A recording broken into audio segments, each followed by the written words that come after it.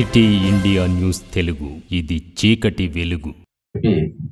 ప్రభుత్వం వచ్చినప్పటి నుంచి కూడా దీని మీద ఆలోచన చేస్తూ ఉన్నాం. ఎన్నోసార్లు అప్లికేషన్స్ తీసుకున్నాం. మొట్టమొదటిసారి మేము అధికారంకి వచ్చిన తర్వాత అప్లికేషన్ తీసుకొని ప్రతి వార్డుకు పోయినాం. వాటన్నిటిని కూడా దరఖాస్తులు తీసుకొని వాటన్నిటిని కంప్యూటరీకరణ చేసినాం. అయినా కొంతమంది మిగిలిపోయిండ్రు. మళ్ళీ ఫ్రెష్గా మున్సిపాలిటీల్లో అప్లికేషన్ ఇచ్చుకోమని చెప్పినాం. ఇంకా కొద్దిమంది మిగిలిపోయిండ్రు. ఇట్లా మళ్ళీ ఇప్పుడు ఫైనల్గా ఇవ్వాలని నిర్ణయం తీసుకొని మళ్ళీ ఒకసారి అప్లికేషన్ తీసుకుంటా ఉన్నాం. అర్హులైన ప్రతి ఒక్కరికి కూడా ప్రభుత్వ పథకం అందాలని చెప్పి ఎన్ని రకాలుగా అప్లికేషన్స్ తీసుకుంటా ఉన్నాం. ఇక పనికిమాలిన వాళ్ళు కొందరు అంటే ఎన్నిసార్లు అప్లికేషన్ తీసుకుంటారు అని, ఎన్నిసార్లు అంటే అన్నిసార్లు తీసుకుంటాం. ప్రజలు ఊర్లలోకి పోతారు, వేరే దగ్గరికి పోతారు, పనుల మీద ఉంటారు, ఒక రోజు ఇవ్వలేకపోతారు. ఓ వారం రోజులు గడువు ఉంటే ఆ వారం రోజులే ఎక్కడో బయటికి వెళ్ళి ఉంటారు. మరి వాళ్ళ పరిస్థితి ఏంటి? అందుకే తీసుకొని మళ్ళీ స్క్రూటనైజ్ చేస్తాం. ఒక నిరంతర ప్రక్రియగా ఇప్పుడు ఇస్తాం. ఎలిజిబుల్ ఉన్న వాళ్ళకి ఇప్పుడు ఇస్తాం. మళ్ళీ అప్లికేషన్ తీసుకొని మళ్ళీ ఇస్తాం. పెళ్ళై వేరే ఇంటికి పోతారు, మరి వాళ్ళకి ఇవ్వద్దా? కాబట్టి పూర్తిగా ఆలోచన చేసి ప్రజాపాలన అని మేము ఏది అనుకుంటున్నామో నిజంగా ప్రజల వద్దకు పోయి పాలన చేయాలన్న ఉద్దేశంతో కార్యక్రమాలు చేస్తూ ఉన్నాం. కొద్దిగా ఆలస్యమైన పక్కాగా పకడ్బందీగా చేయాలని చెప్పే ఈ కార్యక్రమం చేస్తున్నాం. ఇండ్ల విషయానికి వస్తే 10 ఏళ్ళు గత ప్రభుత్వం 10 ఏళ్ళు అధికారంలో ఉంది. ఎంతమందికి ఇండ్లు ఇచ్చింది? 1500 మందికి. అంతకంటే ఎక్కువ ఏం లేవు లెక్కలు. మరి 1500 మందికి 10 ఏళ్లలో ఇచ్చి మీతో 10 సార్లు ఓట్లు ఇచ్చుకున్నారు. ఇస్తున్నాం అని చెప్పి ఆశ చూపించి ఇప్పుడు సంవత్సరానికి 3,500 ఇవ్వాలని నిర్ణయం తీసుకున్నాం. ఇందిరమ్మ ఇండ్లు అంటే డబ్బు మీకే ఇస్తాం, మీరు కట్టుకోమని. దీంట్లో ఇల్లు లేని వాళ్ళు స్థలం ఉంటే ఇమ్మీడియట్ గా కట్టుకోవచ్చు. స్థలం లేని వాళ్ళకు నెక్స్ట్ ప్రిఫరెన్స్ లో వస్తుంది. కాబట్టి మొత్తం కూడా ఈ 4 సంవత్సరాల్లో 18,000 నుంచి 20,000 ఇండ్లను ఈ 4 సంవత్సరాల్లో మేము ఇవ్వబోతా ఉన్నాం. ఎక్కడ 10 సంవత్సరాల్లో 1,500 ఇండ్లు, ఎక్కడ ఈ 5 సంవత్సరాల్లో అంటే ఒక సంవత్సరం మొత్తం విధి విధానాలు ఖరారు చేయడానికి, ఫండ్స్ మొబిలైజ్ చేసుకోవడానికి, ఇవన్నిటికీ మాకు టైం పట్టింది. ఇక రాబోయే 4 సంవత్సరాల్లో దాదాపుగా 18 నుంచి 20,000 ఇండ్లు మన ఒక్క నియోజకవర్గానికే వస్తాయి. అంటే ఎంత గొప్పగా ప్రజలకు సేవ చేయాలని ఆలోచిస్తుందో ఒక్కసారి మీరు ఆలోచన చేయాలి. చాలా మందికి రుణమాఫీ కూడా చేసినాం. 25 లక్షల మంది రైతు కుటుంబాలకు రుణమాఫీ జరిగింది.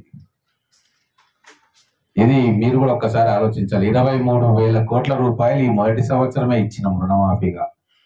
7 లక్షల కోట్ల అప్పు పెట్టిపోయినా 65,000 కోట్లు కిస్తీలు, ఇన్స్టాల్మెంట్లు ప్రతి సంవత్సరం కడుతున్నా వాటన్నిటిని కూడా భరించుకుంటూ మళ్ళా రైతు కుటుంబాలకు రుణమాఫీ చేస్తా ఉన్నాం. ఊర్లో 10-15 మంది మిగిలిపోయి ఉంటారు. అది మా తప్పు కాదు. దాంట్లో కొంతమంది దొంగ పాస్బుక్లు ఉంటుంటాయి. టెక్నికల్ గా వాళ్ళు ఫిట్ గారు. 2 లక్షల కంటే ఎక్కువ రుణం ఆ కుటుంబంలో తీసుకొని ఉంటారు. లేదు ఒక దగ్గర రుణం తీసుకొని ఇంకో దగ్గరికి వెళ్ళిపోయి ఉంటారు. ఆ టెక్నికల్ ఇబ్బందులు ప్రతి దగ్గర వస్తాయి. అది 10 నుంచి 15%. కానీ 85% మంది రైతులకు రుణమాఫీ చేసినాం. ఇది వాస్తవం. 25 లక్షల కుటుంబాలు రుణ విముక్తి అయినాయి. ఇది మీరు ఆలోచన చేయాలి. మళ్ళీ ఈరోజు ఏం చేస్తా ఉన్నాము, భూమి లేని రైతులు కూడా, రైతు కూలీలకు కూడా ఎంతో కొంత సహాయం చేయాలని చెప్పి లెక్కలు తీసి ఒక క్రైటీరియా పెట్టి ఈరోజు 10 లక్షల మంది అటువంటి వాళ్ళకు కూడా సంవత్సరానికి 12,000 రూపాయలు వాళ్ళకి ఇవ్వాలని నిర్ణయం తీసుకొని అది కూడా ఇక్కడ మొదలు పెడతా ఉన్నాం. సరే, అది గ్రామీణ ప్రాంతాల్లో ఉన్న వారికి ఉపయోగపడుతుంది. ఇక్కడ పట్టణంలో ఉన్న వాళ్ళకు రేషన్ కార్డులు ఇవ్వడము, తర్వాత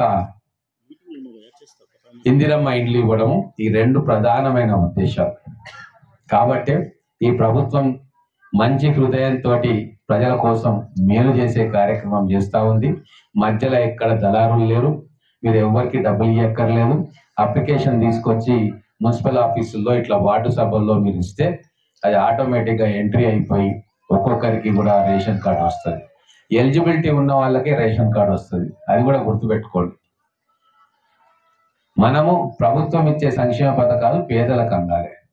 కాబట్టి ఎలిజిబిలిటీ క్రైటీరియా చూసుకొని అధికారులు రేషన్ కార్డు శాంక్షన్ చేస్తారు. మేము కూడా మళ్ళీ స్క్రూటినీ చేస్తాం.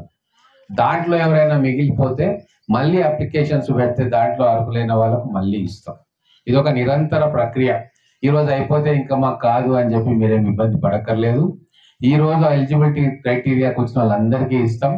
మళ్ళా కొత్తగా ఎలిజిబిలిటీ క్రైటీరియా మీట్ అయిన వాళ్ళు లేదా కొత్తగా పెళ్ళైపోయి ఇంకో దగ్గర నివాసం ఏర్పరచుకుంటే మళ్ళా వాళ్ళ దగ్గర కూడా అప్లికేషన్స్ తీసుకుంటాం.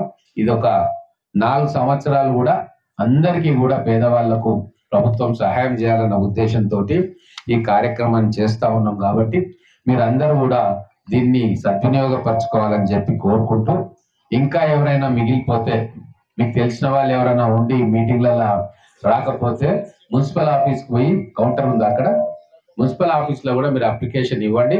మీ ఆధార్ కార్డ్ అనేది ప్రామాణికం. ఏ అప్లికేషన్లో కూడా మీరు ఆధార్ కార్డు పెట్టాలి, ఆధార్ కార్డ్ నెంబర్ వేయాలి, మీ ఇంటి అడ్రస్ వేయాలి, టెలిఫోన్ నెంబర్ పెట్టాలి, చెప్పాలి, దాంట్లో రాయాలి. ఈ 3 ఉంటే దాంట్లో ఎంట్రీ అవుతుంది. ఎంట్రీ అయిన ప్రతి ఒక్కటి కూడా లిస్టులు వస్తాయి. ఇట్లా దీంట్లో ఎలిజిబిలిటీ ప్రకారంగా ఎవరికి ఇవ్వాలనో వాళ్ళకి ఇస్తాం. కాబట్టి ఈ అవకాశాన్ని ఉపయోగించుకోవాలని కోరుకుంటూ, రేషన్ కార్డులు ఇచ్చిన తర్వాత ఇందిరమ్మ ఇండ్ల దరఖాస్తులు కూడా ఇక్కడే తీసుకుంటున్నారు. ఇందిరమ్మ ఇండ్ల దరఖాస్తులు తీసుకుంటున్నారు. ఏది కూడా ఫైనల్ కాదు. తర్వాత ఈ అప్లికేషన్స్ అన్ని వచ్చినాక స్క్రూటినైజ్ జరుగుతుంది. స్క్రూటినీ అయిన తర్వాత మొదటి విడతగా, రెండో విడత, ఇట్లా ఒక్కొక్కటి మొత్తం వస్తాయి.